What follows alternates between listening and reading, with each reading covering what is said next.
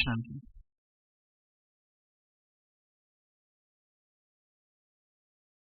एक अत्यंत धार्मिक बिल्ली थी जो कि पूजा पाठ नित्य करती थी, माला जपती थी, बीच बीच में शास्त्रों का गहन अध्ययन भी करती थी।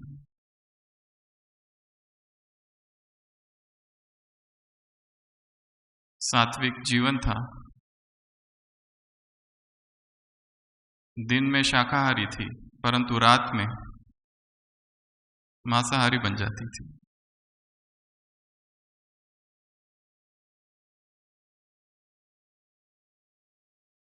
एक घर में वो रहती थी और वहां के लोग उसे बहुत प्यार भी करते थे।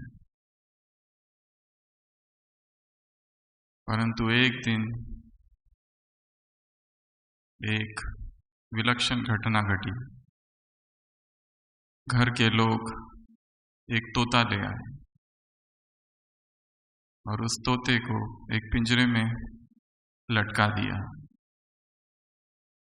जब वो तोता गाता था तो बिल्ली को बहुत दर्द होता था। उसकी आवाज बड़ी सुंदर थी, मधुर थी,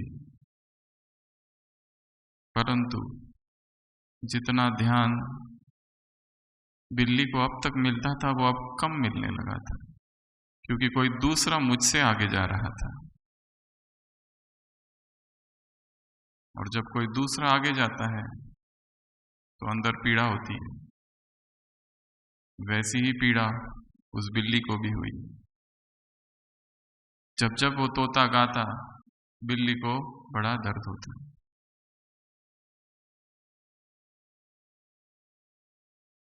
एक रात बिल्ली ने सोचा, ये तोता बहुत उपद्रवी है, इसके जीवन का अंत ही कर देना अच्छा है।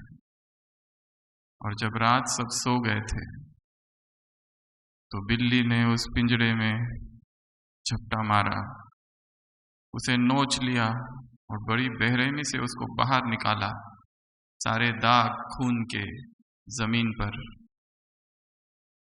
और वो तोता मर गया। सुबह जब हुई और घर वाले उठे तो सबने बहुत गुस्सा किया और बिल्ली की बहुत पिटाई हुई। बिल्ली को भी बहुत दुख हुआ, इस बात का नहीं कि तोता मर गया है, इस बात का कि जिस विधि से मारा वो विधि गलत थी। कुछ दिनों के बाद घर वाले दूसरा तोता ले आए। अब उसने सोचा कि जैसे पहले किया था वैसे नहीं करना चाहिए। उस बिल्ली ने हाथ डाला रात को और पूरा के पूरा तोता खा गई। उसको निचोड़ा नहीं, नोचा नहीं। दूसरे दिन सुबह जब सब घर वालों को पता चला, फिर बिल्ली की पिटाई हुई। तब बिल्ली को यह समझ में आया कि घर वाले मारने के पक्ष में नहीं है। फिर उसने अपने आप को समझाया। कुछ दिनों के बाद एक तीसरा तोता आया। बिल्ली ने अब संकल्प कर लिया, 2 बार तो पिटाई हो गई है, अब तो नहीं करूंगी वो जो पहले किया था। रात हुई, तोता गाने लगा बीच बीच में। बिल्ली को बड़ा दर्द हुआ उसकी वो आवाज सुनकर। कोई हमसे अच्छा गाता है, कोई हमसे अच्छा बोलता है, कोई हमसे आगे जा रहा है तो पीड़ा होती है। किसी की ज्यादा महिमा हो रही है तो पीड़ा होती है। वैसे बिल्ली बहुत ही धार्मिक, परंतु धर्म भी तो आडंबर बन जाता है कभी कभी। जो दूसरों को दिखा रही थी वो अंदर वो थी नहीं, वो कुछ और थी।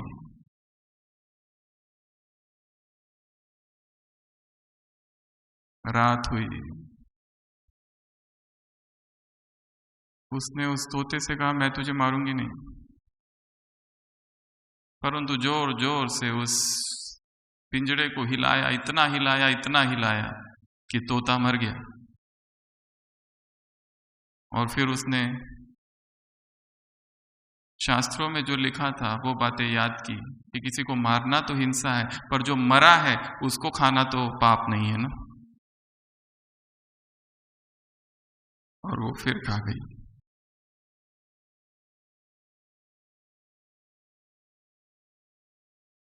ये कहानी मनुष्य चेतना की है। व्यक्ति तर्क देता है कि मैंने जो किया वो सही है, ये पाप नहीं है।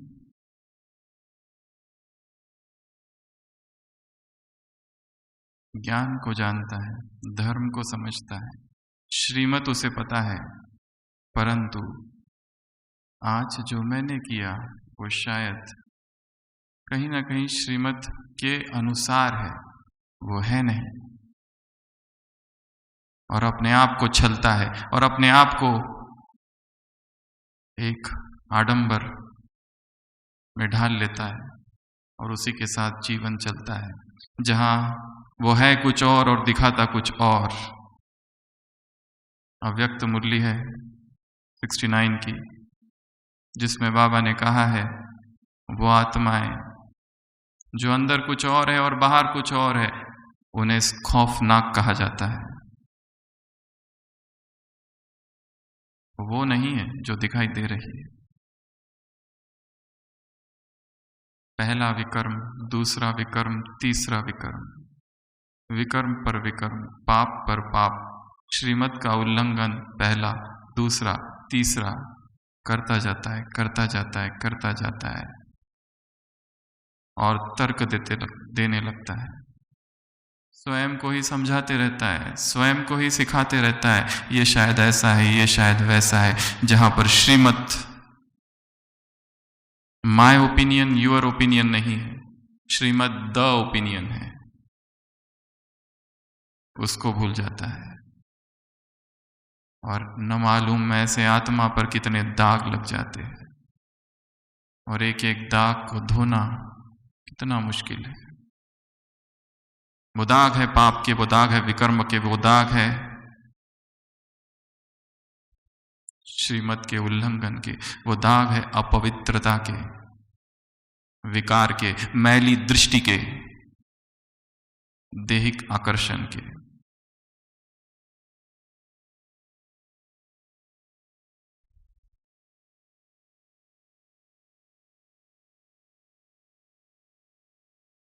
स्वयं की सूक्ष्म चेकिंग, स्वयं का सूक्ष्म निरीक्षण, ये जान लेना कि इस आत्मा में बहुत सारे दाग लग गए हैं। ये जो आत्मा रूपी चुनरी है, इसमें विकार के दाग लगे हैं, पाप के दाग लगे हैं, पुराने संस्कारों के दाग लगे हैं, श्रीमत के उल्लंघन के दाग लगे हैं। हर वो दृष्टि जो विकारी थी, हर वो दृष्टि जो मैली थी, हर वो दृष्टि जो पाप की थी, हर वो वृत्ति जो फैली थी और जिसमें देह का आकर्षण था, क्या किया जाए, क्या किया जाए जिसमें ये योगी जीवन निरंतर का जीवन हो जाए। अभी अभी यहां मुरली चली थी बाबा की, ब्राह्मण संसार के रचयिता बाप इस ब्राह्मण संसार को देखने आए हैं, एक एक ब्राह्मण को देख रहे, एक एक ब्राह्मण आत्मा कितनी विशेष है, कोटों में कोई है, साधारण तन में आए हुए भगवान को पहचान ली, ऐसी आत्मा थी। तुम्हारा विश्व की आत्माओं को चैलेंज है कि तुम योगी जीवन वाले हो, 1-2 दिन के, 1-2 घंटे के योगी नहीं, सदा के योगी हो। विस्मृति और स्मृति का सारा खेल है। अपनी ही आंतरिक स्थिति के वायुमंडल को देखना है। पुरुषार्थ का कौन सा मौसम चल रहा है चेतना में, उसका निरीक्षण करना है। जागरण की कौन सी अवस्था है, अवेकनिंग की कौन सी अवस्था है, या सोए हुए है या बेहोश है। आज सुबह की साकार मुरली, जब तक तुम अशरीरी नहीं बनते, माया की कोई ना कोई चोट लगती रहेगी। तो आत्मा पर ये जो दाग लगे हैं, कैसे इनको मिटाए और कैसे आत्मा बेदाग बन जाए, स्वच्छ बन जाए, पवित्र बन जाए, निर्मल बन जाए। ये जो भारीपन है, ये जो बोझ है, ये जो पश्चाताप का भाव है, ये जो अपराध का भाव है, गिल्ट कॉन्शियसनेस, आत्मा को आगे नहीं बढ़ने देता है। वो अपराध क्या है, कैसा है, वो केवल शायद हमें पता है और कोई नहीं जानता। अपने गुनाहों की तलाफी, अपने पापों का पश्चाताप। सुबह मुरली है आज। जब तक संगम युग है तब तक बाप को सुनाते रहो, कुछ भी छिपाना नहीं है। जो जितना छिपाता है, किससे छिपाएगा? दुनिया वालों से तो छिप सकता है, पर इस संसार की अदालत से परे एक दूसरी अदालत है, ज़मीर की अदालत, इनर कॉन्शियसनेस की अदालत। हमारे अंदर जो अंतस चेतना है, उसकी भी एक अदालत है, और उसके भी ऊपर खुदा की अदालत है। वहां तो कुछ भी नहीं छिप सकेगा। यहां से बच जाएंगे। यहां शायद आडंबर चल जाएगा, ऊपर से योगी है परंतु अंदर से भोग की लालसा है। आत्मा विकारों में रस लेती है। विकारों से वैसा वैराग नहीं आया जैसा भगवान चाहता है। विरक्त, संपूर्ण वैराग। अभी भी मन वहां जाता है, अभी भी मन देखना चाहता है, आकर्षित होता है। तो आज की इस क्लास में हम देखेंगे आत्मा में ये जो दाग लगे हैं उनको कैसे स्वच्छ करें। बाप धोबी बनकर आया है, बेहद का धोबी, और मधुबन है बेहद का धोबी घाट।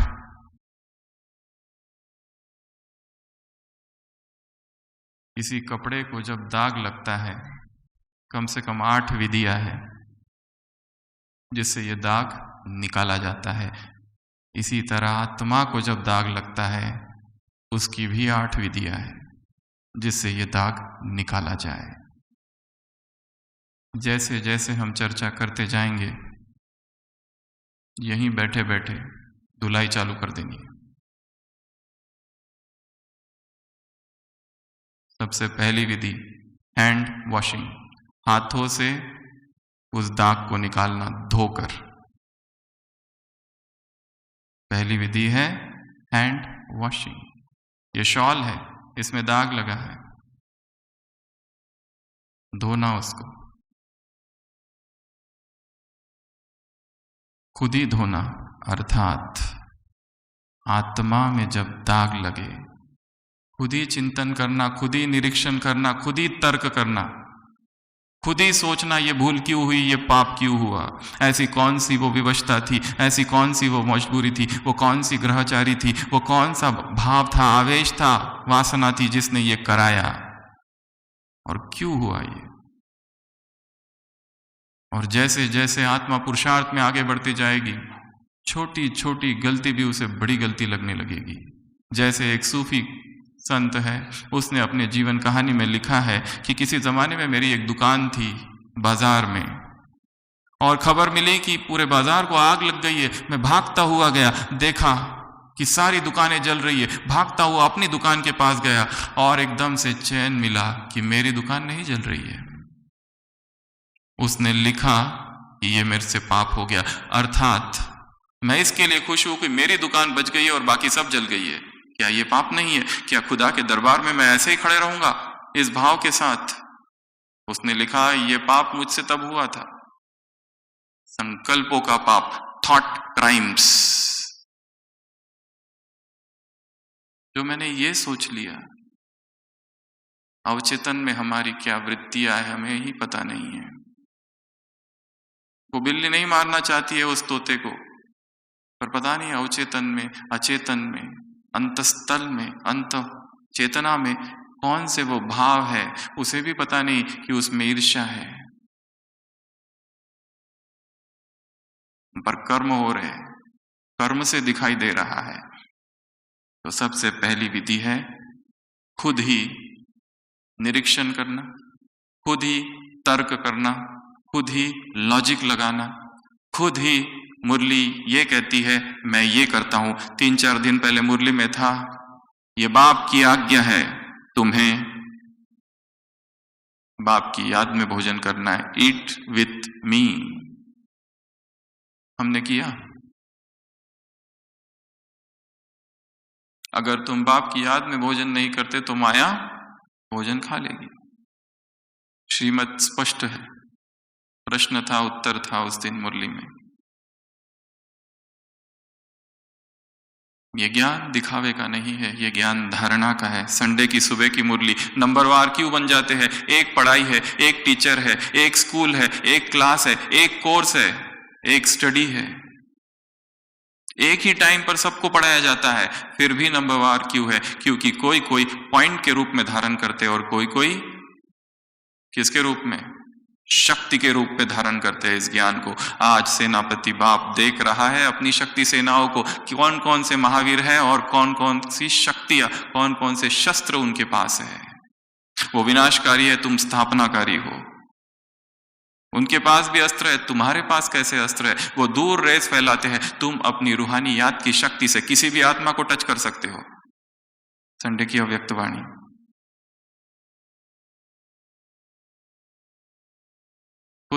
खुद ही सोचना है, खुद ही खुद का निरीक्षण करना है।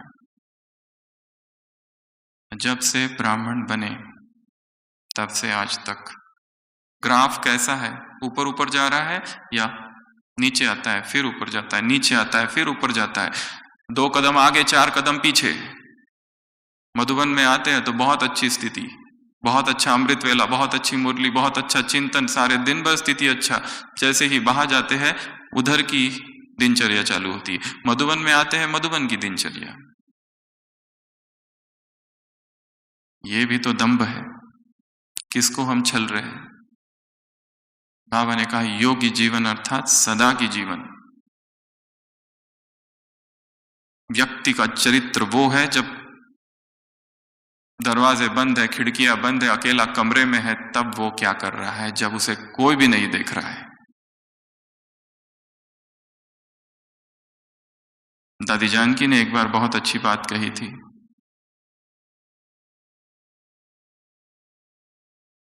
हर ब्राह्मण वो है, ट्रैफिक कंट्रोल के समय वो क्या करता है दिन भर, वो उसकी स्थिति है।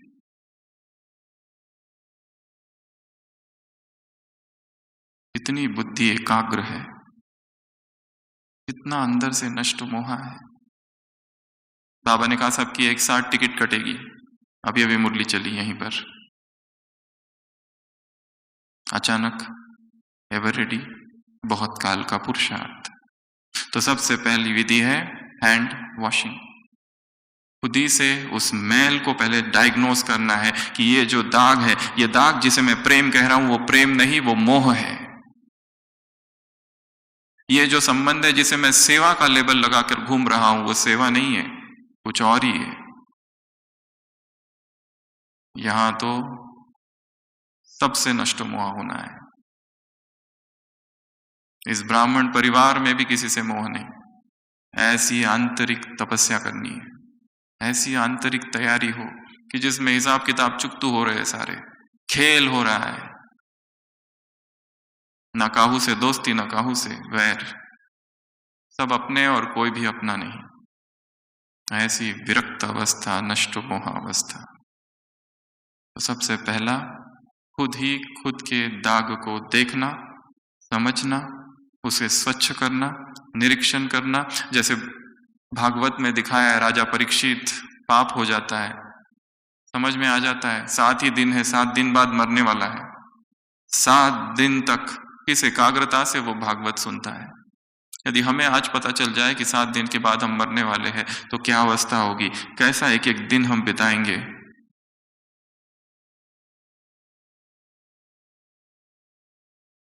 क्या आप टाइम वेस्ट करेंगे?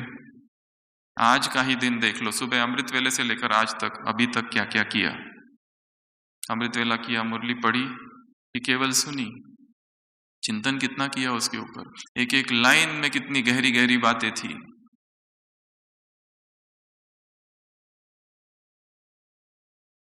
मन का स्वभाव है नीचे आना है, उसे काम देना है, बिजी रखना है। कल की मुरली थी, बिजी रहो तो सेफ रहेंगे, नहीं तो सेफ नहीं है। निरंतर ज्ञान के चिंतन से स्वयं को ऊपर रखना है, शरीर से ऊपर, यहाँ की व्यर्थ बातों से ऊपर। दूसरी विधि ब्रशिंग, ब्रश से दाग को साफ किया जाता है। पहला हाथ से, केवल दाग लगा है शॉल पर, हाथ से साफ किया पानी लगा के या साबुन लगाकर। दूसरी, ब्रश का प्रयोग किया जाता है। ब्रश से साफ करना अर्थात आत्मदंड, अपने आप को ही सजा देनी है। आज अमृत वेला लेट हुआ, मिस हुआ, साधारण हुआ, व्यर्थ चला अमृत वेला, अपने आप को आज सजा देना है। वो सजा नहीं देना कि मैं नाश्ता नहीं करूंगा और भोजन नहीं करूंगा, वो वाली सजा नहीं, उस सजा का उल्टा परिणाम है। सजा ये देना कि आज मैं मुरली 3 बार पढ़ूंगा, केवल पढ़ूंगा नहीं, पॉइंट्स निकालूंगा, चिंतन करूंगा, मनन करूंगा। संडे की मुरली, एक एक पॉइंट में शक्ति क्या है, एक एक पॉइंट में कौन सी शक्ति है, एक एक पॉइंट को जीवन में कैसे धारण करूं, इसका चिंतन करूंगा।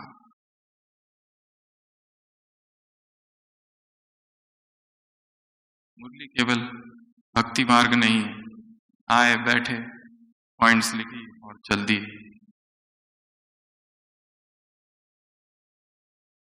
वो तो कनरस हुआ।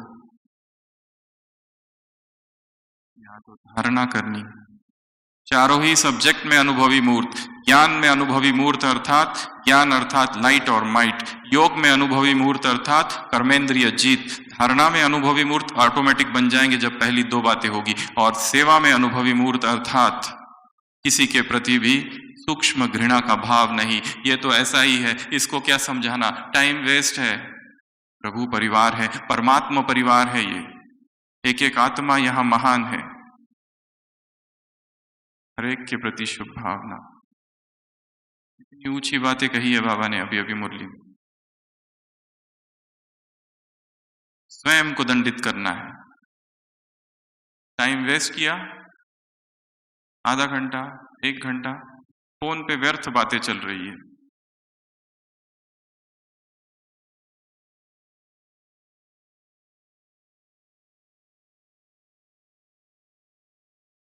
बैठना है और बाबा से बात करनी है। दंड है ये,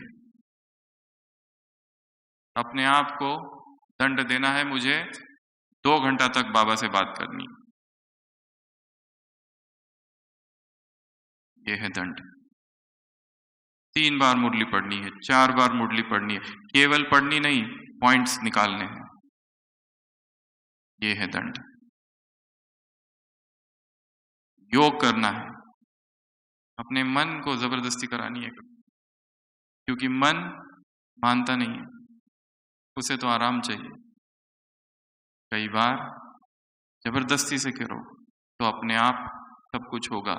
विदेश में एक लेखक था मार्क ट्वेन, उसने अपनी जीवन कहानी में लिखा है कि हम लोग दोस्त मिलके सब घूमने गए जब जवान थे, एक्सकर्शन, थक गए घूम घूम के, फिर के, घर जाना था पर बहुत बड़ी दीवार आ गई बीच में। दीवार को कौन लांघता, सब मित्र बैठ गए, कहने लगे हम नहीं करेंगे। मार्क ट्वेन ने लिखा सबकी टोपियां मुझे दे दो, सबकी टोपियां ली और टोपी दीवार के उस पार फेंक दी। अब कैसे भी करके जाना ही पड़ेगा क्योंकि टोपियां उधर है। मन को कई बार जबरदस्ती करनी पड़ती, दंड देना है उसको, ज्ञान योग का दंड देना है, सेवा का दंड देना है उसको। जो सेवा आज तक की नहीं, ऐसी कौन सी वो सेवा है, लिस्ट निकालनी है, ऐसी कौन सी यज्ञ की सेवा है जो मैंने आज तक नहीं की,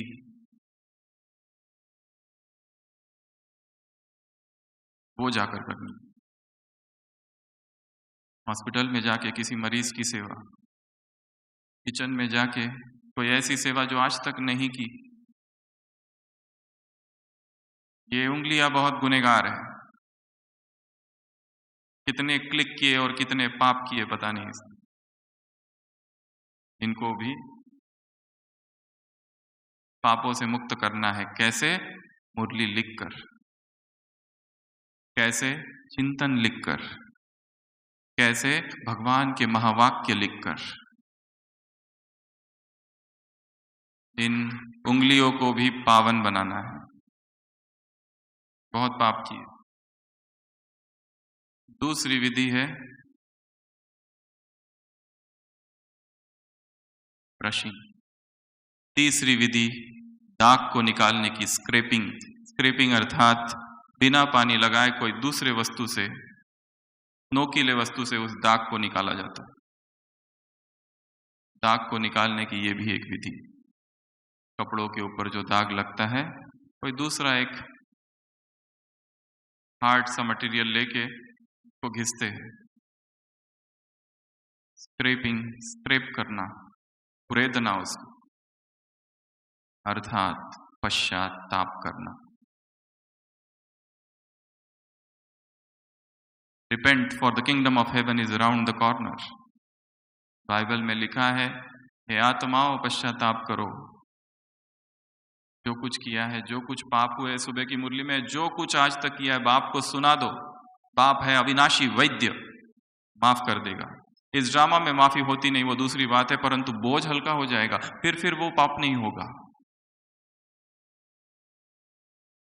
विदेश के एक पादरी की कहानी है जो कि चर्च में था और बहुत अच्छी सेवा करता था और ब्रह्मचारी था और योगी था, पर पता नहीं बीच में क्या हो गया कि अंदर खालीपन लगने लगा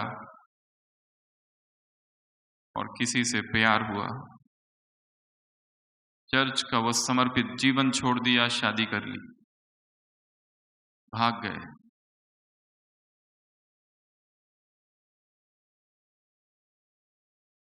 और फिर तो जीवन ही बदल गया। संसार, प्रपंच, व्यवहार, कारोबार, धंधादौरी सब चालू हो गया। यहां जब वो पादरी था तो प्रभु प्रेम में गीत लिखता था, खो जाता था उसकी यादों में। ऐसा ऊंचा उदात्त जीवन था, और आज बस घर की चिंता है। दिखाया एक बार जा रहा है, एक टांगे में बैठकर, उसके बाजू में एक महिला आके बैठती है जो कि एक गीत पढ़ने लगती, और उसे पता चलता है ये गीत तो मेरा ही लिखा हुआ है। तब जब मैं भगवान के निकट था, उस गीत में था कि वो प्रभु का प्रेम, वो प्रभु की कृपा जो कि निरंतर बह रही है झरनों की तरह। जैसे ही वो सुनता है वो रोने लगता है, ये मैंने क्या कर दिया, ये मुझसे क्या हो गया, कैसा वो जीवन था, कैसा वो श्रेष्ठ जीवन था, और कहाँ ये नर्क में आ गिरा हूं। वो महिला पूछती है, आप क्यों रोते हो? वो कहता है, ये गीत मेरा है।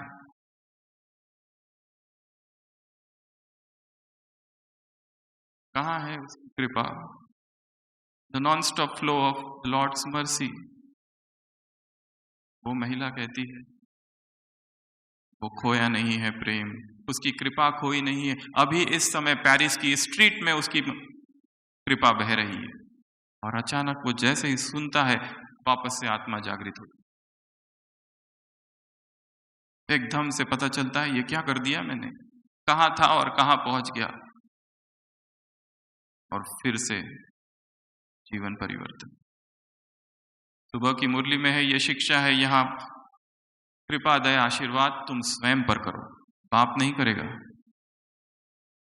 सेल्फ कंपैशन, पश्चाताप। देखना है ब्राह्मण बनने के बाद कौन से विकर्म किए। अव्यक्त महावाक्य है बाबा कि तुम्हें 63 जन्मों के पापों को भस्म करने के लिए इतना समय नहीं लगता जितना ब्राह्मण बनने के बाद जो पाप किए, जो झूठ बोला है, जो श्रीमत को तोड़ी, जो ब्रह्मचर्य को तोड़ा, जो चोरी की है चुपके से,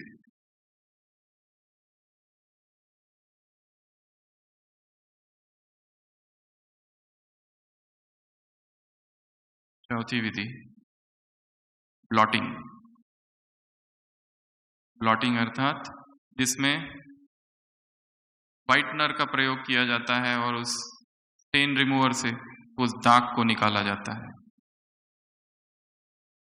इस विधि से निकाला जाता है कि ताकि वो स्टेन, वो दाग कहीं और फैले ना कपड़े में, वहां पर ब्लॉटिंग करते हैं। ब्लॉटिंग अर्थात दृढ़ संकल्प रूपी प्रतिज्ञा, जो हो गया वो हो गया, अब नहीं होगा। तीव्र पुरुषार्थ अर्थात जो गलती एक बार की वो पुनः न करना, इसी को तीव्र पुरुषार्थ कहा जाता है। फोर्थ मेथड ब्लॉटिंग, एक ऐसा संकल्प करना, और मधुबन जैसी कोई भूमि नहीं है ये संकल्प करने की, जहां हम अभी बैठे हैं इसी हॉल में, यहीं पर बैठे बैठे ही संकल्प कर लेना कि वो जो संस्कार, वो जो आदत, वो जो एडिक्शन, वो जो विकार, वो जो पाप, न चाहते हुए जानते हुए भी हो रहा है, अभी इसी ब्राह्मणों की सभा में, इसी मधुबन की पावन भूमि में मैं ये दृढ़ संकल्प करता हूं कि उसे यहीं पर अभी छोड़ के ही जाऊंगा। ऐसा संकल्प यहीं बैठे बैठे कर ले। यहां किसी को देखने दिखाने की कोई बात नहीं, सारी आंतरिक प्रक्रिया। तो दाग फैले ना, अर्थात जो गलती हुई है कल वो और ना बढ़े, ब्लॉटिंग, वो स्टेन, वो दाग वहीं खत्म हो जाए, संकल्प। पांचवी विधि स्पंजिंग। कुछ कुछ दाग को कैसे निकाला जाता है? स्पंज करके निकाला जाता है। स्पंज लिया जाता है, उससे उस दाग को निकाल देते और वो निकल भी जाता है। स्पंजिंग अर्थात सोमान। पाप तो हुआ है, दाग तो लगा है, चुंदरी तो मैली हुई है, क्या करें? अब नए संकल्प रचने हैं, अच्छे श्रेष्ठ संकल्प रखने हैं। मुरली चली थी शांतिवन में, यहाँ पर जहाँ स्वमान है वहां पर देहभान आ नहीं सकता, जहाँ मोहब्बत है वहां मेहनत नहीं है। बाप दादा को बच्चों की मेहनत अच्छी नहीं लगती। स्वमान के स्वरूप में स्थित हो जाओ, स्वमान की माला बनाओ और स्वमान में लवलीन हो जाओ। स्वमान इज हायर कॉन्शियसनेस। जहां स्वमान है माया नहीं खींचेगी। श्रेष्ठ स्वमान अपने ही निर्माण करने हैं। मैं इस संसार की सबसे अधिक पवित्र आत्मा हूं, शक्तिशाली संकल्प। मैं इस सृष्टि का केंद्र हूं, ये सारी सृष्टि के बीच में मैं आत्मा हूं और मुझसे पवित्रता की किरणें एक एक आत्मा तक जा रही है। एक एक आत्मा को मैं पवित्र बना रहा हूं। मुझे इस संसार की एक एक आत्मा को पावन बनाना है, पहला संकल्प। दूसरा संकल्प, मुझे इस संसार के एक एक कण को पावन बनाना है, एक एक पार्टिकल को पवित्र बनाना है। श्रेष्ठ संकल्प है ये। ऐसे ऊंचे ऊंचे संकल्प में स्थित होते, महान संकल्प, श्रेष्ठ संकल्प। और केवल रिपीट करने से कुछ नहीं होगा, सोचना है, चिंतन करना है, मनन करना है, अपने सबकॉन्शियस माइंड में उसको उतारना है कि मैं ये हूं, मैं ये हूं। भगवान कह रहा है ये तुम हो, ये शूद्र कर्म मुझसे नहीं हो सकते, ये भ्रष्ट कर्म मुझसे नहीं हो सकते। अब तक कर लिया सो कर लिया, परंतु अब नहीं, स्टॉप, स्टैच्यू।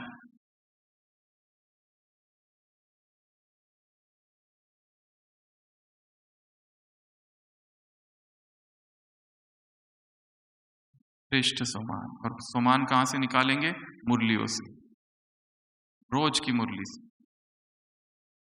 मैं गॉडली स्टूडेंट हूं, आज की मुरली से एक दिन भी स्टडी मिस नहीं करनी है तुमको, नहीं तो संशय जो अंदर है वो निकलेंगे नहीं। और जो बार बार क्लास मिस करते हैं, एब्सेंटिज्म, धीरे धीरे ड्रॉप आउट हो जाते हैं, निकल जाते हैं। एकेडमिक परफॉर्मेंस कम होने लगता है ऐसे स्पंजिंग। उसके बाद में अगली विधि है फ्लशिंग। कुछ कुछ दाग को केवल पानी के पास रख देना पड़ता है, पानी ऊपर से बहता रहा, नल खोल दो वो दाग अपने आप निकल जाएगा। वो फ्लशिंग अर्थात परमात्मा प्रेम। भगवान के प्यार में इतना खुद को डुबो दो, इतना खुद को डुबो दो सारे पाप, सारे विकर्म अपने आप धुल जाएंगे, निकल जाएंगे, ये जो दाग है सारे। एक छोटा सा बच्चा अपने पिताजी से पूछता है, पापा भगवान कितना बड़ा है? पिताजी कहते हैं, वो देखो एरोप्लेन जो जा रहा है ना, उतना बड़ा। बच्चा कहता है, इतना छोटा? एरोप्लेन तो बहुत छोटा दिख रहा है। पिताजी बच्चे को लेके जाके एयरपोर्ट लेके जाते हैं और कहते हैं, ये देखो एरोप्लेन। वो कहता है, हाँ ये तो बहुत बड़ा है। पिताजी कहते हैं, वैसे ही भगवान के साथ है, it depends upon the distance. तुम कितने दूर हो उससे, जितने उससे नजदीक है उतना वो बहुत बड़ा है, जितना उससे दूर है वो बहुत छोटा है। हम प्रभु के निकट कैसे पहुंचे?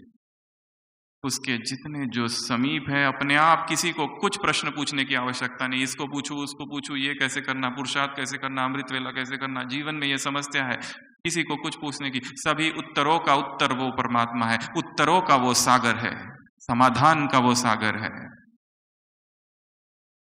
सारे उत्तर उसके पास है, केवल हम उससे दूर है। ठंड का मौसम है, आग लगाई है किसी ने, पर कोई दूर बैठा है और वहां बैठकर कंप्लेंट करता है, बहुत ज्यादा ठंड है, बहुत ज्यादा ठंड है। ठंड है तो किसने कहा दूर बैठो, समीप आ जाओ, आतिशे इश्क जल रही है।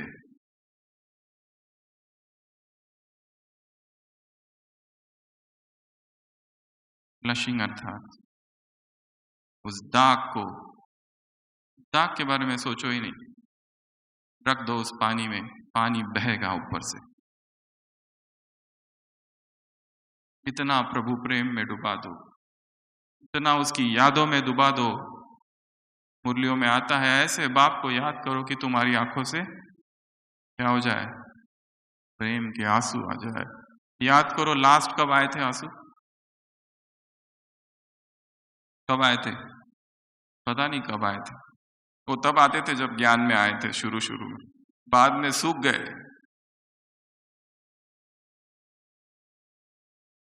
संडे की अव्यक्त वाणी सुबह की, ड्रामा की पॉइंट्स को याद करते, साथ में रोते भी। इधर कहते ड्रामा एक्यूरेट है, ड्रामा में बदली नहीं हो सकती, ड्रामा भगवान को पसंद है। दूसरी तरफ ऐसा क्यों हुआ, वैसा क्यों हुआ, ये क्यों होता है, वो क्यों होता है। ज्ञान को पॉइंट के रूप में धारण किया, शक्ति के रूप में धारण नहीं किया।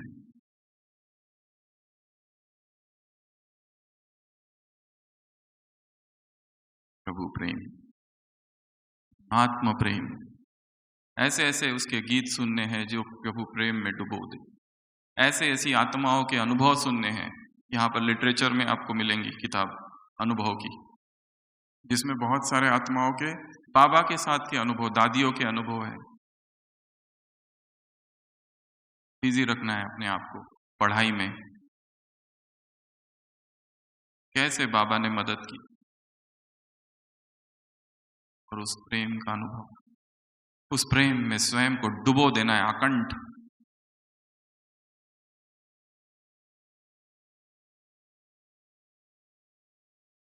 अगली विधि ड्राई क्लीनिंग। कुछ कुछ दाग को क्या करना पड़ता है, ड्राई क्लीनिंग में डालने पड़ते हैं। बहुत जो डेलिकेट है, फाइबर या और इस तरह के, ड्राई क्लीनिंग अर्थात मौन, एकांत, अंतर्मुक्त। अपने आप को हटा दो इस भीड़ से, इस आवाज से कुछ समय के लिए बीच बीच में। बाबा मुरलियों में उदाहरण देते, जैसे वो भक्त किसी कोठरी में जाकर बैठ जाते, वैसे तुम भी बीच बीच में एकांत में चले जाओ, मौन में चले जाओ, खुद ही अंदर अपने अंदर गुफा में बैठ जाओ और वहां बैठकर चिंतन करना है अपने आप। वो जो दाग है, वो जो विकर्म है, वो जो पाप होने का एहसास है, वो जो अपराध भाव है, गिल्ट कॉन्शियसनेस, पुरुषार्थ नहीं करने देता है। सबसे बड़ी बाधा है कि मुझसे ये पाप हो गया है। रोज मुरलियों में आता है काम महाशत्रु है, काम महाशत्रु है, पर हम जो कर रहे हैं वो तो निरंतर ब्रह्मचर्य का उल्लंघन हो रहा है। आंखें नहीं देखना चाहती थी, क्या देख रही है। ये जो संबंध बना के रखा है किसी के साथ, जिसको हम भाई बहन का संबंध कहते हैं, परंतु उस भाई बहन के संबंध में भी दाल नहीं गल रही है।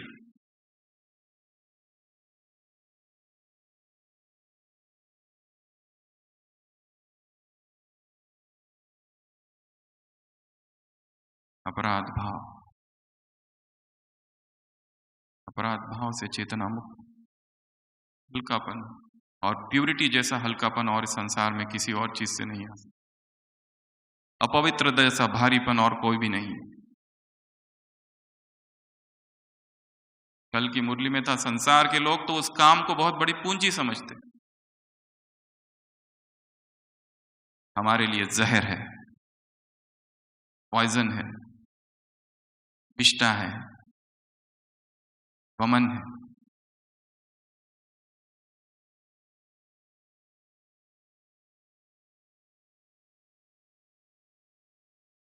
ये 7 विधियां की पर दाग नहीं निकला, आप सीधा वॉशिंग मशीन में डाल दो। 8वीं विधि है, क्या करो?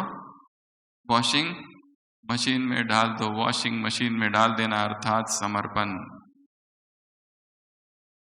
बाबा के सामने क्या कर देना? समर्पण।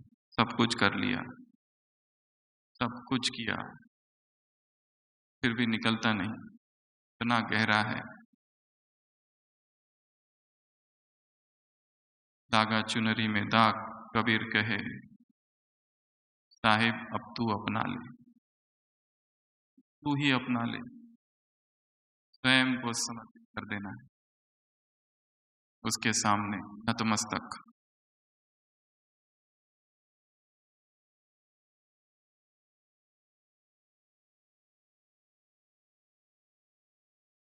बल्ख का एक बहुत बड़ा राजा था इब्राहिम। ये उस समय की बातें हैं जब गुलामों को बेचा जाता था, खरीदा जाता था, खरीद फरोख्त होती। वो राजा अपने राज्य से जा रहा था, एक बड़ा ही तगड़ा व्यक्ति उसे दिखा, उसको लगा कि इस गुलाम को मैं खरीद लेता हूं। उसको खरीदा, घर ले आया। उस गुलाम से वो राजा पूछता है तुम्हारा नाम क्या है? तो गुलाम कहते हैं आप जिस नाम से पुकारो। राजा पूछता है तुम्हें क्या क्या पसंद है? वो कहता है जो आपकी पसंद। गुलाम है। इब्राहिम पूछता है तुम क्या करोगे? कहते जो आप कराओ।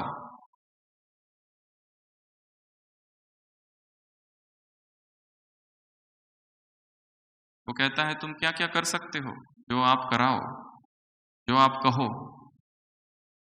जैसे ही उसकी इन बातों को सुनता है इब्राहिम, उसके सामने नतमस्तक हो जाता है। कहते हैं तुम मेरे उस्ताद, तुमने मुझे सिखाया उस खुदा के सामने कैसे समर्पित करना है अपने आप को।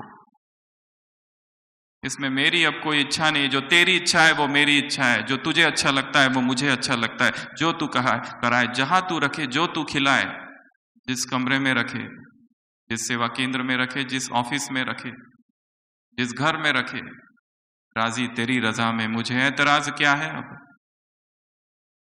किसी बात का एतराज नहीं है, जहां तू रख दे बस वही सब कुछ, जो तेरी इच्छा।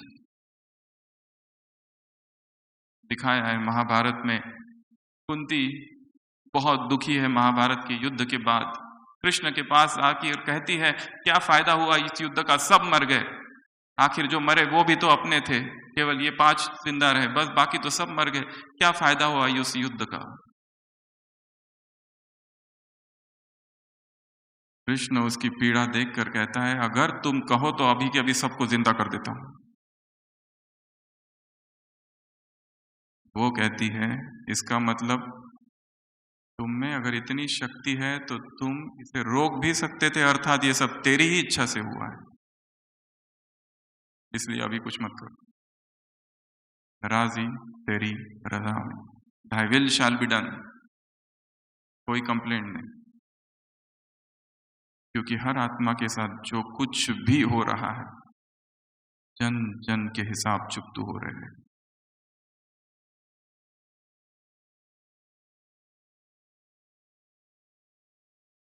इसलिए समर्पण, संपूर्ण समर्पण। जहां तूने रखा है बस मैं वहीं खुश। जो सेवा तूने दी है उसमें मैं खुश हूं। जिन लोगों के साथ तूने रखा है उनके साथ मैं खुश हूं। मेरी अब अपनी कोई इच्छा नहीं। तेरी इच्छा और मेरी इच्छा एक है। तो ऐसी ये 8 विधियां हैं क्या करने की? दाग को धोने की। बाप बेहद का धोबी है, हम भी मास्टर धोबी है। और अभी तो बेहद के धोबी घाट में है। यहाँ जितने एक विधि से नहीं होता तो दूसरी विधि, दूसरी से नहीं होता तो तीसरी। और उस दाग को धो, आत्मा को स्वच्छ करना है, पवित्र करना है। सबसे पहली बताई क्या करना है? पहली विधि हैंड वॉशिंग, दाग को धोना है खुद ही अपने हाथ से। कोई दूसरा आएगा, मधुबन में जाएंगे, किसी का क्लास सुनेंगे, कोई भट्टी होगी तब करेंगे, नहीं, आज अभी इसी वक्त। किसी के लिए वेट नहीं करना है, अपनी भट्टी खुद ही निश्चित करना है। कल मेरी भट्टी है, डिसाइड करना है, कल मुझे इतने बजे उठना है और सारे दिन भर ये पुरुषार्थ करना है। खुद ही खुद का आयोजन करना है, सेल्फ मैनेजमेंट, पुरुषार्थ का मैनेजमेंट, स्पिरिचुअल मैनेजमेंट। दूसरी विधि बताई क्या करना है?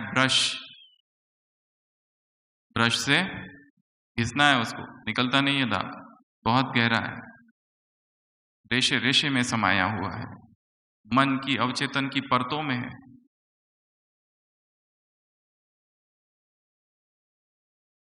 दंड देना है खुद को, ज्ञान और योग के दंड, सेवा का दंड देना है कि आज मुझे 6 घंटा सेवा करनी है, तब तक नहीं सोऊंगा, 8 घंटा सेवा करनी है, तब तक नहीं सोऊंगा, थका दूंगा खुद को, परंतु पाप हुआ है, अमृत वेला मिस किया है, मुरली का चिंतन नहीं हुआ है, कुछ ना कुछ करना है मुझे।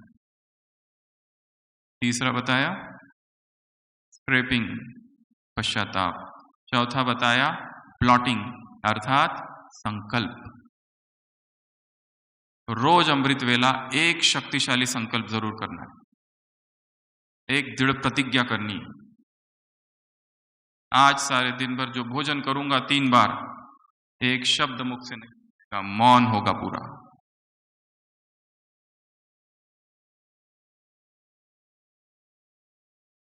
पांचवी विधि स्पंजिंग, स्वमान का अभ्यास। छठवीं विधि फ्लशिंग, प्रभु प्रेम में आत्मा को ऐसे डुबा दूंगा, ऐसे सराबोर तरोताजा उसको कर दूंगा, उस प्रेम का झरना बह रहा है।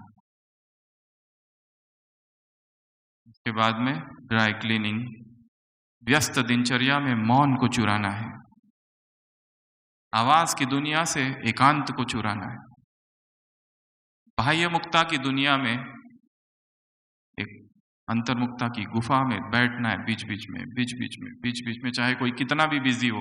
ये नहीं कह सकता मेरे पास समय नहीं है, निकालना है समय। और लास्ट, सब कुछ कर लिया, दाग तो वैसे के वैसा, क्या करना है अब? पर मशीन में वैसे नहीं डालना होता है, पहले कुछ करना पड़ता है, डिटर्जेंट वगैरह, पानी वगैरह सौंप दो। तो सभी अलर्ट होके बैठेंगे। एक और मुरली है जो याद आ रही है, 9 जनवरी 1980। बाबा ने कहा है 5 प्रकार के ड्रेस की मुरली है वो, अलौकिक ड्रेस। पहला ड्रेस है मिट्टी वाला ड्रेस अर्थात देहभान वाला ड्रेस, इसको नहीं पहनना है। दूसरा ड्रेस है बदबू वाला ड्रेस, लगाव वाला, देहभान का लगाव है, वो नहीं पहनना है। तीसरा ड्रेस है चमड़ी वाला ड्रेस, कुछ कुछ बच्चे चमड़ी वाला ड्रेस पहनते, चमड़ी को देखते हैं, चमड़ी की तरफ आकर्षित होते हैं। चौथा है धब्बे वाला ड्रेस, एक दूसरों के अवगुणों को धारण करते हैं। और 5वां सबसे खतरनाक ड्रेस है रक्त से रंजित ड्रेस, खून के धब्बे हैं अर्थात बार बार विकर्म हो रहे। ये 5 ही ड्रेस का त्याग करना है। सभी अलर्ट होके बैठेंगे, डायरी पेन पेंसिल सब कुछ बाजू में, मन का संपूर्ण समर्पण भाव।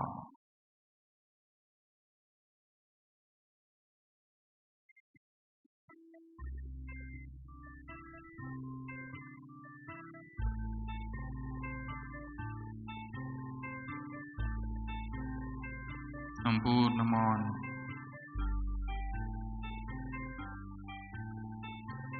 शरीर की सारी हलचल माफ।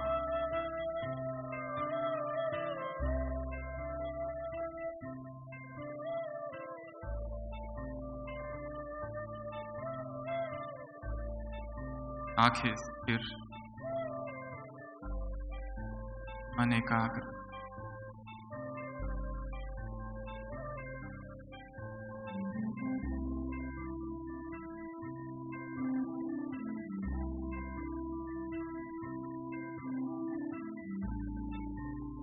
संसार का सभी चिंता, संसार की सभी चिंताएं, सारे विचार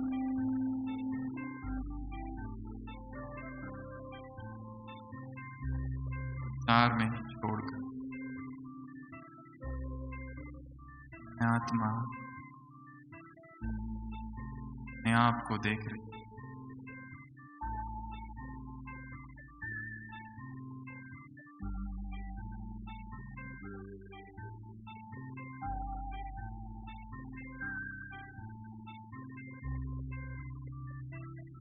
तख्त पर विराजमान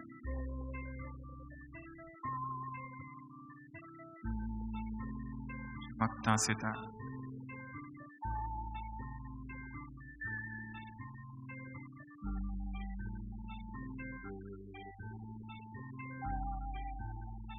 लौकिक मौन,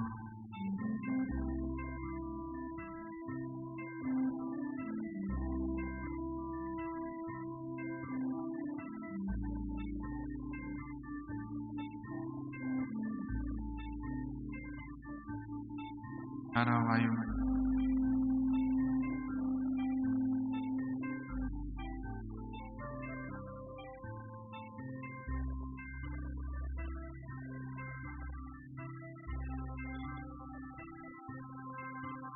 देह के भव्य भाल पर विराजमान चैतन्य,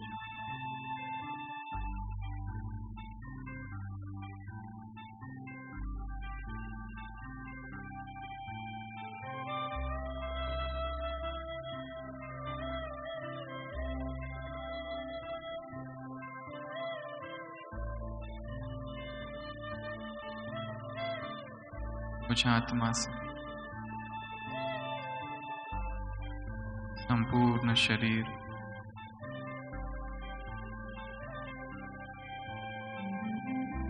पवित्रता की किरणें फैल रही।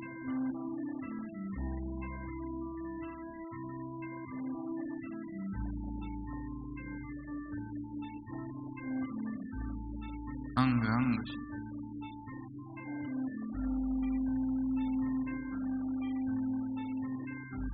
एक एक कर्मेंद्र शांत हो रहे,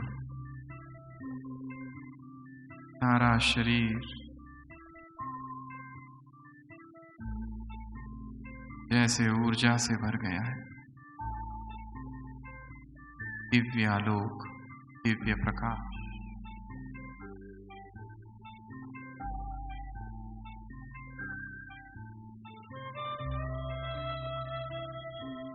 मैं आत्मा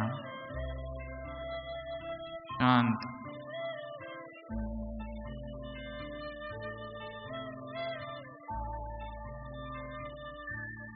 वायुमंडल में शांति की तरंग,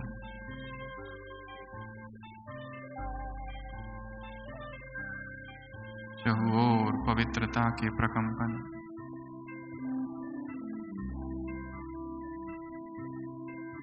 पवित्रता का एक समंदर,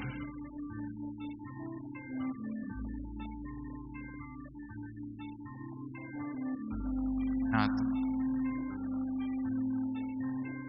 मानो डूब रही।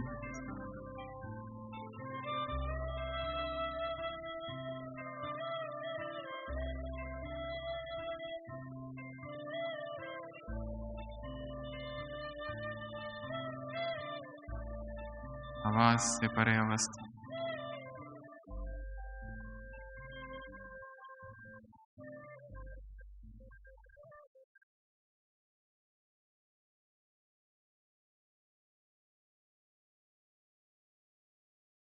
शरीर के भान से परे अव्यक्त आनंद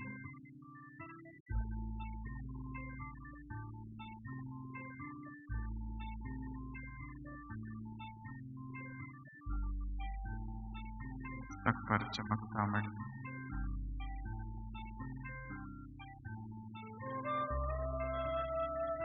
देह की विस्मृति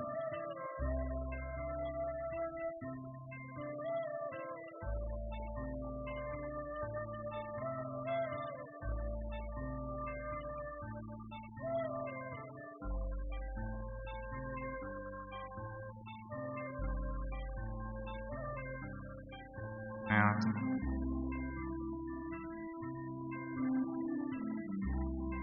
उड़ रही आकाश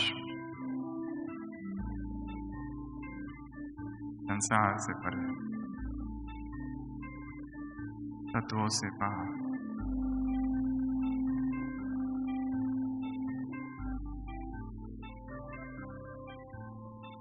पूर्ण मौन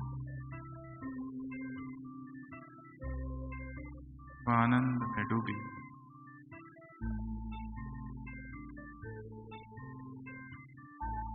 बादलों को चीर अंतरिक्ष का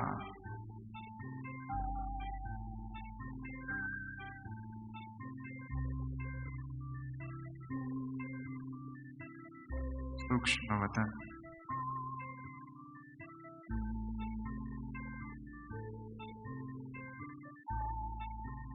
सम्मुख अव्यक्त बाप दादा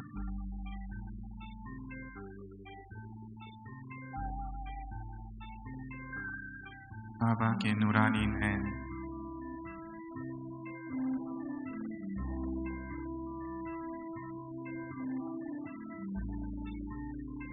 मैं आत्मा बाबा से शक्तिशाली दृष्टि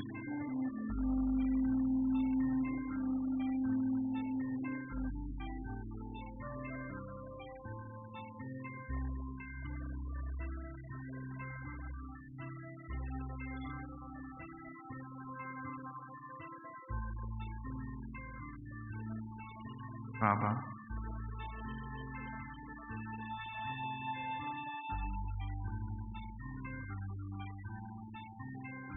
जब से ये ब्राह्मण चल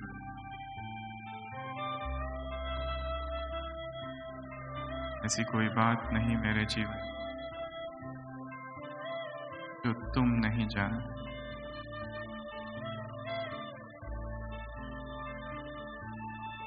बाबा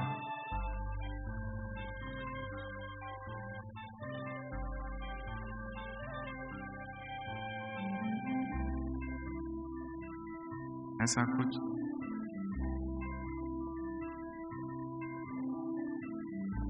जो शायद मैंने कभी आपसे छिपाया, फिर भी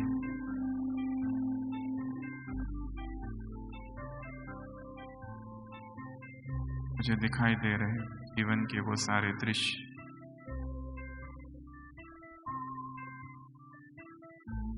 ब्राह्मण जीवन में हुए वो सारे विकर्म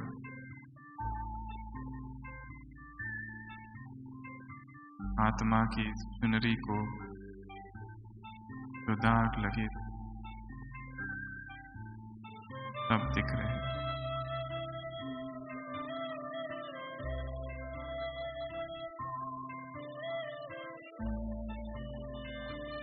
मैं आत्मा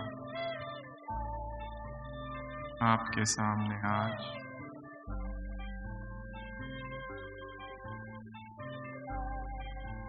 उन सब को स्वीकार कर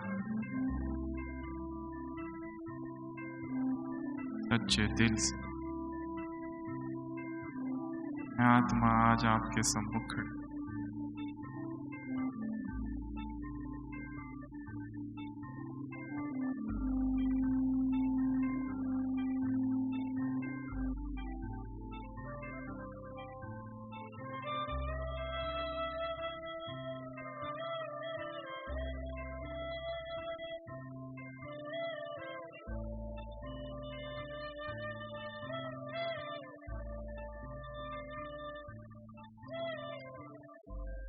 रहम का सागर,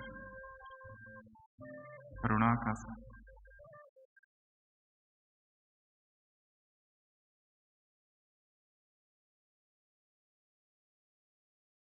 बाबा को वो सब बताया, शायद आज तक किसी को नहीं बताया।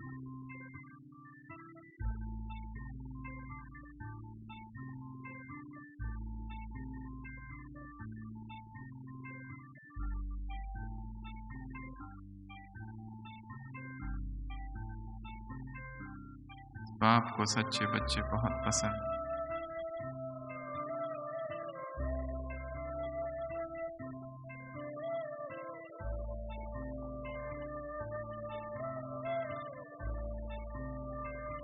मौन वार्तालाप,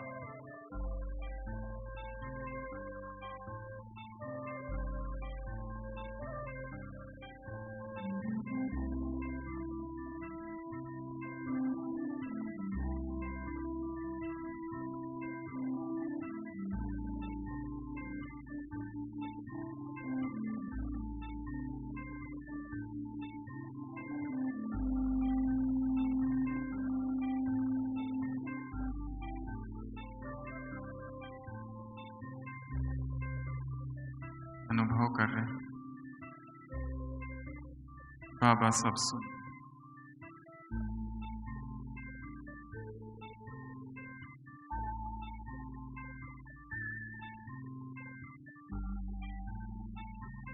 अब उसने अपना वरदानी मेरे सिर पर रख दिया।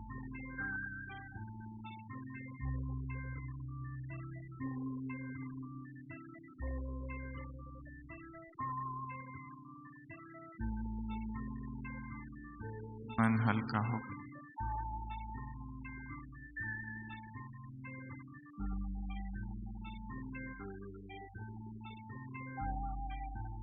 आत्मा जैसे बाप से कह रही है, बाबा मैं थक गई। और मैं आत्मा अनुभव कर रही हूँ कि बाबा की गोद में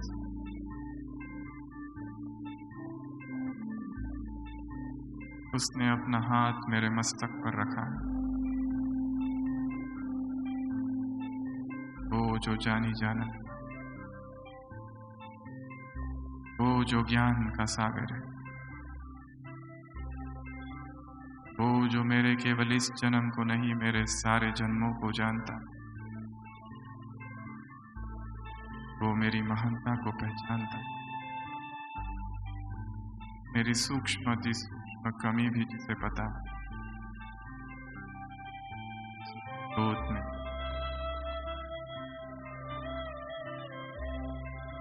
का हाथ मस्तक पर,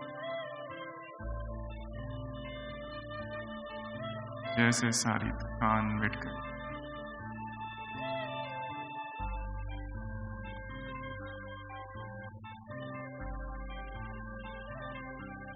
मन प्रभु प्रेम से भर रहा, समान फिर जागृत हो रहे, वो समर्पण फिर आ रहा।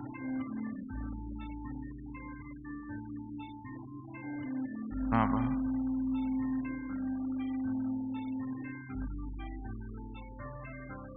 तुम ही आधार, तुम ही जीवन, तुम ही मन के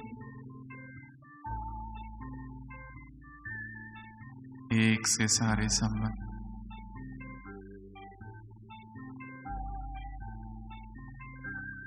एक से प्यार,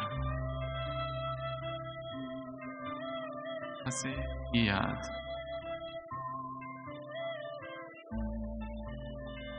एक के प्रति समर्पण भाव, तेरी ही सेवा, एक तेरा ही ज्ञान,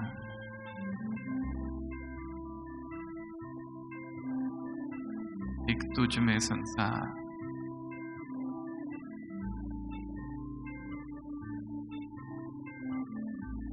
एक तू ही।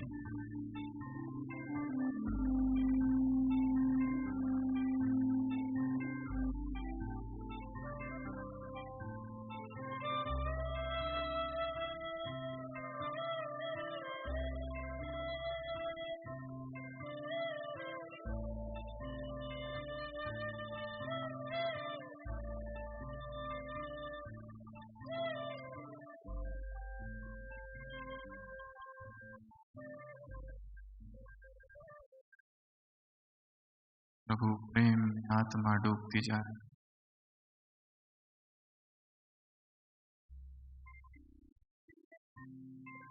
सर्वस्व वही,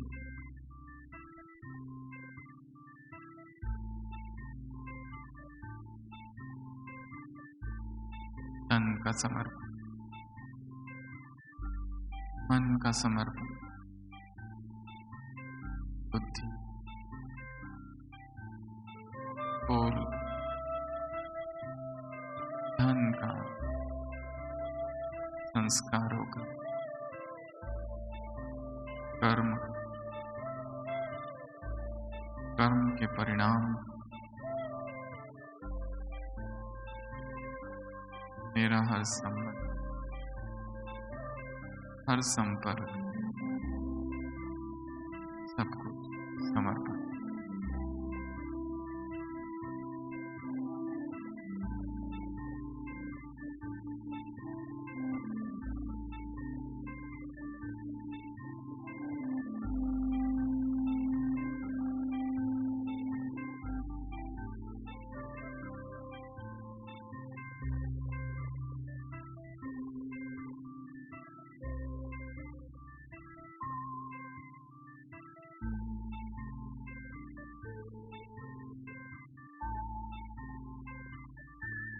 मैं आत्मा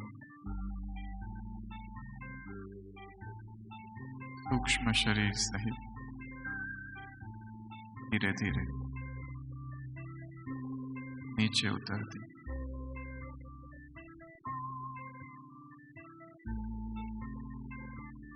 पहुंच गई उस स्थान पर जहां मैं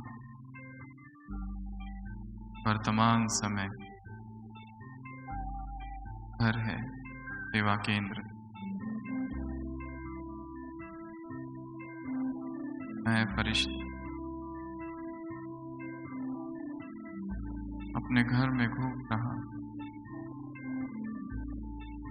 मेरे अंग अंग से पवित्रता की किरणें निकल ये घर शुद्ध हो रहा है।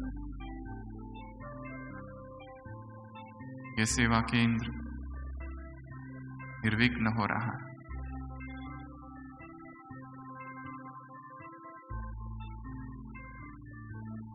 मैं फरिश्ता अपने ऑफिस, सारा विरोध, सारी कटुता, संस्कार, उनका संघर्ष समाप्त। मैं फरिश्ता हूं।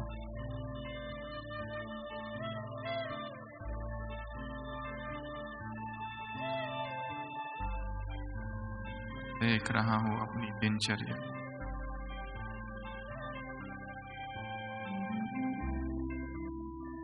साक्षी होकर दिखाई दे रहा है सब कुछ। कितने बजे उठता हूं, कैसे अमृत वेला करता हूं, कैसे मुरली सुनता हूं,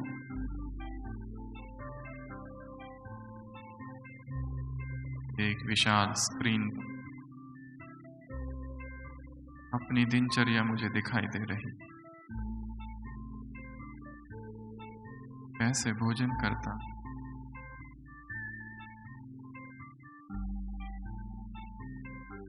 कैसे कोर्स कराता, कैसे मुरली सुनता हूं, सुनाता हूं,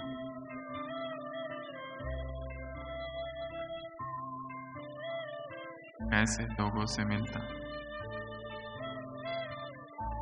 दृष्टि कैसी है, वृत्ति कैसी।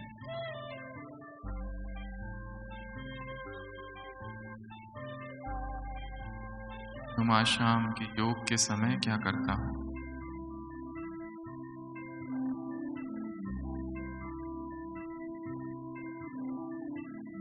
मन में स्वाभाविक कौन से संकल्प आते?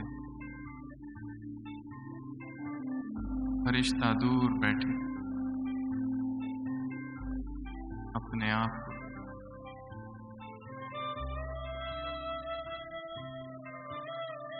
क्या मेरी ये दिनचर्या योग युक्त? चारों ही सब्जेक्ट में अनुभव की अथॉरिटी, ज्ञान लाइट और माइट बना है, न कर्मेंद्रिय जीव। क्या संपूर्ण धारणाएं मेरे दिनचर्या में है?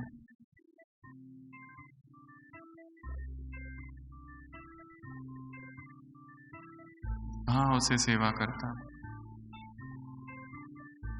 कहीं सेवा का ही अहंकार तो नहीं।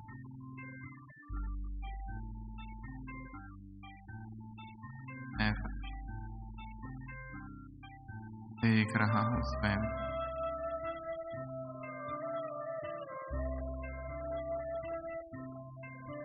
सूक्ष्म निरीक्षण।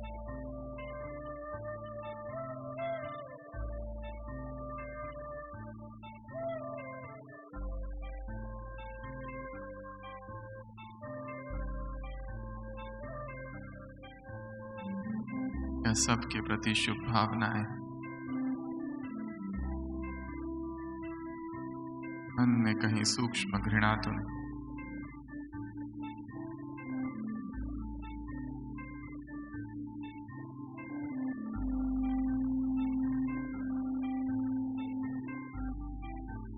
व्यस्त दिनचर्या में मौन कितना समय,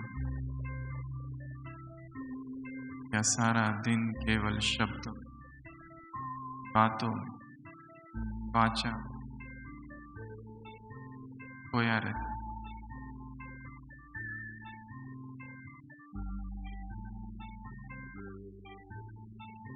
पढ़ाई से मेरा कितना प्यार,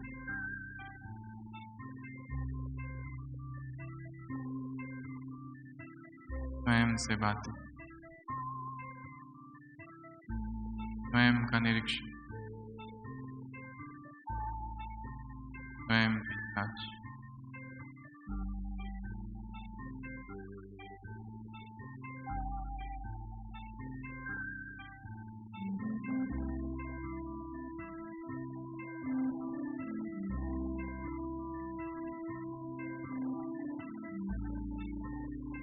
बाबा, क्या ये ब्राह्मण वैसे ही जी रहा हूं जैसे तुम चाहते?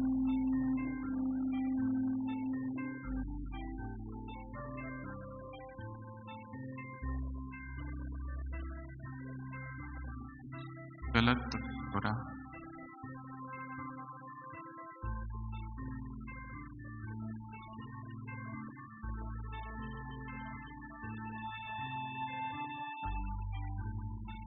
रिश्ते धीरे धीरे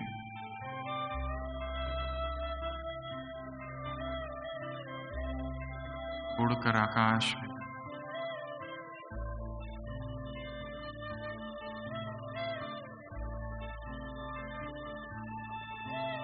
सारे विश्व का ग्लोब मेरे सामने,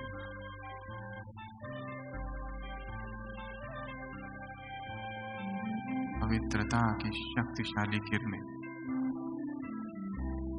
मेरे अंग अंग से निकलकर पांचों तत्वों को जा रहे, संसार की एक एक आत्मा सच हो।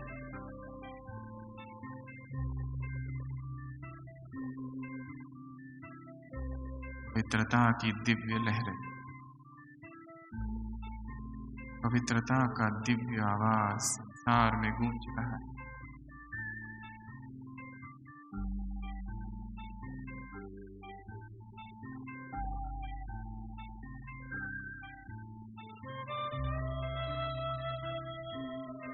मैं परम पवित्र फरिश्ता, पवित्र संकल्प, पवित्र बोल, पवित्र कर्म, पवित्र चलन, पवित्र संकल्प, संबंध और संपर्क, रोम रोम में पवित्रता समाई, दृष्टि, वृत्ति, दृष्टि, भावनाएं, कल्पनाएं, स्वप्न, मेरा खाना, स्पर्श, बुद्धि, संस्कार, सब कुछ पवित्र, संपूर्ण पवित्रता की फरिश्ता नीचे उतर, धीरे धीरे वापस शरीर में प्रवेश, और मधुबन के इस पवित्र प्रांगण में ब्राह्मणों की इस अलौकिक सभा में दृढ़ संकल्प करता, बाबा आज से वही करूंगा जो तुम चाहो।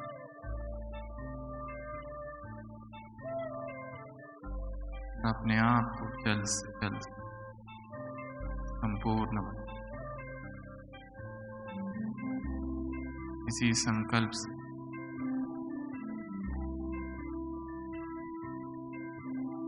मधुबन में लिए इस संकल्प से अब मुझे वापस उस संसार में जाना है, ऐसी श्रेष्ठ स्थिति लेकर।